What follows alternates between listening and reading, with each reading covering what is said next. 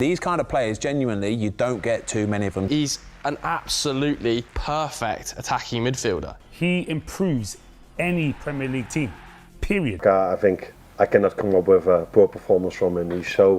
He's so consistent in his performances. Of course, he's not like Mo or Cody or Lucio scoring 15 goals and 12 assists, but he's so involved in every game we play. So important for us defensively as well. He was never the fastest, never the flashiest, didn't play for River Plate or La Masia, didn't trend on Twitter after a viral goal at 15. But when Lionel Messi lifted the World Cup, when Argentina danced under the lights of Lusail Stadium, there was one player who'd quietly controlled the chaos. Alexis Mac Allister, the man with the most un-Argentine name imaginable, was suddenly the most Argentine thing of all. Calm in the storm, grit in the midfield, selfless, technical, and tough as nails. This is the story of football's most underrated star. Santa Rosa, Argentina. Hundreds of miles away from the academies that churn out superstars. A place where the pitch is dry, the stadiums are small, and the dream feels even further away. That's where Alexis grew up. He was part of a footballing family. His dad, Carlos, played for Boca Juniors, even earned a cap with the national team. His brothers, also pros. But this wasn't a golden boy story. Youth coaches said he looked more like a chess player than a footballer. But he could think. That was always his weapon. He saw patterns before others did, played one touch when others took three, knew when to press and when to pause. And he never, ever forced it. Still, nobody gave him much hype. No U17 national call-ups, no headlines, just quiet consistency. Then came the move to Argentinos Juniors, a club famous for one thing: Diego Maradona's old stomping grounds. When Alexis made his debut, he wasn't treated like a new Maradona. He was just a kid trying to survive in the second division. And through it all, he didn't just survive. He ran the game. By 2017, he was the youngest player at the club and their most important one. It took Boca Juniors just one season to come calling. It was the dream. The Bombonera, the blue and yellow. Alexis was finally in the spotlight. And still, it didn't last. Because in 2019, out of nowhere, Brighton and Hove Albion signed him for €7 million. Most fans didn't even know who he was. Most pundits didn't care. And for a while, he was backup. They loaned him straight back to Argentina, then benched him when he returned. He was too slow, they said. Too soft, too unknown. But Alexis didn't complain. He adapted. And when his time came in 2021, he took it. Brighton went from relegation candidates to a team no one wanted to face. And in the middle of it all, Alexis Mac Allister. He scored against Man City, created more chances per 90 than Yuri Tielemans, pressed harder than most forwards, and played every match like a man with something to prove. Because he did. And then came the call-up. Scaloni was building something special with Argentina. Grit, unity, and a new generation. But most fans were focused on Messi, Lautaro, and Di Maria. Alexis wasn't even in the squad for the Copa America the year before. And now, he was starting a World Cup final. Let's rewind. Argentina's first match at the 2022 World Cup? A disaster. A 2-1 loss to Saudi Arabia. The end of the 36-game unbeaten streak. Panic set in. Scaloni made changes. One of them? Bring in Alexis. And everything changed. Against Mexico, he brought control, tempo, balance. Then came Poland. A must-win. Mac Allister scored the opener. First-time finish, ice cold. Argentina won 2-0. They were through, and he was undroppable. Against Australia, another composed display.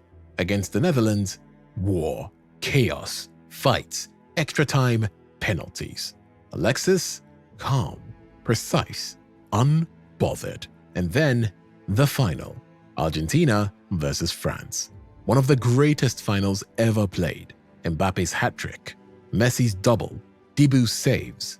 But while all that madness was happening up front, there was one man keeping Argentina steady: Mac Allister. It wasn't just about stats. It was about reading the game, knowing when to foul, knowing when to push, when to drop. Some called it the performance of his life. And the assist for Di Maria's goal? A perfectly weighted line-breaking ball that cut open France like a surgeon. And Messi? He trusted him completely. For a team built around Messi's final shot at glory, you don't get to start unless he trusts you. And Alexis earned that. He wasn't the most famous player, but he was irreplaceable. While Enzo Fernandez won the Young Player of the tournament, while Messi won the Golden Ball, inside the Argentina camp, they knew without Alexis, none of it would have worked. Surprised you, Stevie, from that Argentina team? Mac Allister. It kind of looks, when you watch Brighton playing, they look as though they're all the same. They're just nice footballers. But you kind of got to see a different personality of Mac Allister in this World Cup. Right. You kind of got to see a guy who actually has got a drive about him, a guy who can pick a pass as well, not just passing the ball sideways and 5-yard passes. He absolutely did everything, which I don't think I've seen him do. Maybe I just wasn't looking for it at Brighton, because maybe that's why he's actually in this team, because he does do it for Brighton, but I just didn't see it. But for me, no question, he was the biggest surprise of that Argentina side for me. What about you, Ali? Well, Mac Allister is an obvious name, and that is the best example of a player who elevates his game in the World Cup. That the World Cup has that effect on some players. Some players are pushed down by the pressure, some are elevated, and in this case, Mac Allister. The perfect mix of Boca Bite and Brighton brains. A midfielder who didn't need the spotlight, just the ball. And when Argentina lifted the trophy, Mac Allister didn't scream.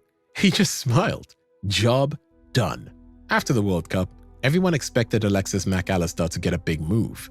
He didn't rush it. He waited. Then came the call from Klopp, Liverpool, a midfielder rebuild, and Alexis was the first name through the door. 35 million euros. For a World Cup winner in his prime, it felt like a steal. And it was. But when the season started, it didn't look like it. Liverpool had no true number 6, so Klopp threw Alexis into the fire. Deep-lying playmaker, lone pivot, the role that made Fabinho world-class. But Alexis wasn't Fabinho.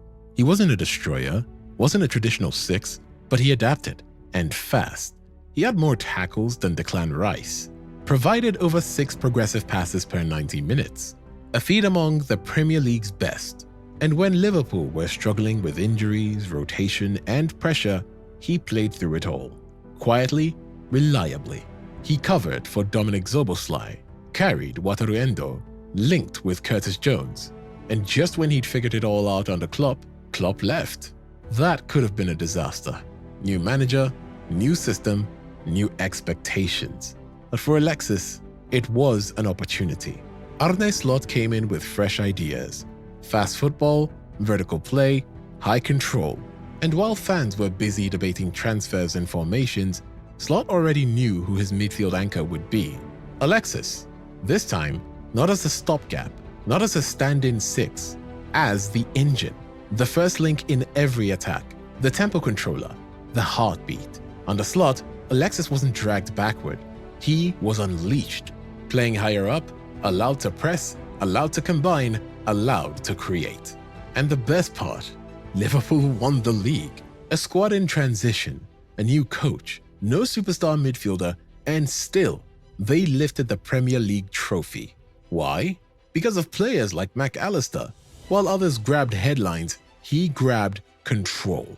Slot called him one of the most intelligent players I've ever worked with. There's so much to love about Alexis Mac Allister, there really, really is. These kind of players, genuinely, you don't get too many of them. When you've got that low central gravity, you haven't got to worry about being so physical because you can turn on a sixpence. And when you've got the vision and the mentality to be that step ahead, you can see it coming already. Your head's on a swivel. He's already off before that player gets to him. And I think... Absolutely exceptional performance, I have to say. I'm so happy for us, obviously, but for him as well. Yeah. He's a really good footballer, let me say it like that. And he did defensively the job and offensively he's anyway super important player for us. Was calm on the ball. All the good things in the first half already happened with him. So, and yeah, really happy. A player who thinks 2 steps ahead, moves a step early, and plays like the game is in slow motion. And that's exactly what he did, week after week, until the very last day of the season. When Liverpool lifted the trophy, Mac Allister didn't scream this time either. He just smiled. After the World Cup, the spotlight stayed on Messi. And fair enough, it was his moment, his legacy, his redemption. But within the Argentina squad, the conversation shifted. Because Di Maria was nearing retirement, Papu Gomez faded. Lo Celso couldn't stay fit. And suddenly, it was clear. Argentina's midfield future was built around Alexis. Not Enzo or De Paul, Alexis. Scaloni didn't just keep him around. He made him untouchable. In every major friendly, every qualifier, every camp, he was there, starting, leading, balancing the midfield. And again, he wasn't shouting, wasn't pointing at the name on the back of his shirt, wasn't diving into highlight reels. He was just doing the work. Reading passing lines, covering teammates, breaking lines. And now, after helping Argentina win the 2024 Copa America and Liverpool win the Premier League, Mac Allister isn't just a starter, he's a pillar. He's what every big team needs. A glue guy, a connector, a player that makes stars shine without needing the shine himself. People still underestimate him, still don't put him in the same conversations as Valverde, Rice, or Pedri. But ask the players, ask Messi, ask Scaloni, ask Klopp, ask Slot. They'll all tell you the same thing. If you take Mac Allister out of the team, it simply isn't the same. He doesn't dominate headlines, he dominates midfield. He doesn't chase glory, he chases the ball. He doesn't collect individual accolades, he collects trophies. And he's just now hitting his prime. But there's still one more challenge Mac Allister hasn't overcome in his career. One that can't be captured in statistics or highlight reels. We talk so much about greatness, trophies, goals, hype. But sometimes, the most important player on the pitch is the one who plays the simple ball at the perfect time, who covers the man no one else sees, who steps up when the stars are missing. That's Alexis Mac Allister. And after 3 international trophies and 2 domestic trophies, including a Premier League title, he's done more in 3 years than most players do in their entire careers. But perhaps his most important legacy isn't what he's won, it's what he represents. In Argentina, he represents a new kind of midfielder. Not the flashy number 10 of old, not the hard-tackling destroyer, but the perfect mixture of both. Technical, intelligent, adaptable. At Liverpool, he represents the perfect modern player. Someone who can play multiple positions, who understands multiple systems, who makes managers look good. And for young players everywhere, he represents hope. Hope that you don't need to be the fastest or the strongest. Hope that football intelligence still matters. His story isn't finished, not even close. At 26, he's entering his prime years with the foundation of experience and the hunger of youth. The question isn't where Mac Allister will continue to excel. It's whether the football world will finally give him the recognition he deserves. But something tells us that he doesn't care about that. He never has. Because while others chase the spotlight, Alexis Mac Allister chases excellence. And that's why long after the headlines fade and the highlights are forgotten, his teammates, his coaches, and those who truly understand the game will remember. They'll remember the midfielder that made everything work, the player who brought calm to chaos, the champion who never needed to tell you he was one. From Santa Rosa to the World Cup final, from Brighton's bench to Liverpool's engine room, from unknown to irreplaceable. Alexis Mac Allister represents a different kind of football star, one defined not by highlight reels or transfer fees, but by intelligence and impact. He is not the player who sells you the most shirts, he's the player who wins you the most games. He's not the midfielder who makes the most headlines, he's the midfielder who makes the most difference. And even though he's won everything at the international level and Liverpool's resurgence to the top, he's not done. He's just getting started. So, The next time you watch Argentina or Liverpool, don't just follow the ball, don't just watch the stars. Watch the space in between. Watch the player making it all possible. Watch Alexis Mac Allister, the midfielder nobody talks about until he became impossible to ignore. If you enjoyed this story of one of football's most underappreciated stars, check out our video on Florian Wirtz, another technical midfielder who transforms games with intelligence and might just be the best attacking midfielder in the world. And comment below with which player, manager, or team you want us to cover next. Thanks for watching. Bye for now.